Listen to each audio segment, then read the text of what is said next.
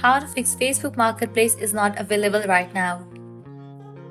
Whether it's due to account restrictions, app issues, or connectivity problems, it can be frustrating when you can't access Marketplace. In this guide, I'll show you how to fix if Facebook Marketplace is not available right now era step by step. Let's dive in. First, ensure that your account is eligible to access Marketplace. Facebook Marketplace is available only to users over 18 years old with accounts in good standing.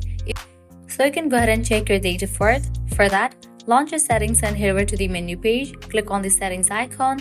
Navigate to the account center. Now click on the option of personal details. From here, you can check your date of birth. Make sure you are above 18 years. Now you can clear cache for the Facebook app. For that, head back. Head towards settings and privacy page. Scroll down. Navigate to the option of browser. Click on the option of clear for cookies and cache. Click on clear.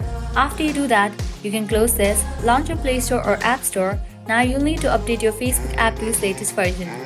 Once app appears, you will see the option of open or update. If you find the option of update over here, just click on it and update the app to its latest version. With that, your problem might be fixed. Lastly, what you can do is launch your Facebook, head towards the menu page.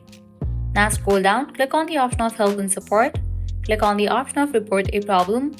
Click on continue to report. Click on done include. And over here you'll find a fun feature. Select the feature Marketplace. Now over here you have to briefly explain about the issue that Marketplace is not available in your Facebook account and send it. Facebook support team will get back to you within 24 hours. Then you can have the conversation, and with that your problem might be resolved. Applying all these solutions, your problem will be fixed. By following these steps, you should be able to regain access and start browsing again. If this guide helped you, don't forget to like, share and subscribe for more troubleshooting tips. Thanks for watching.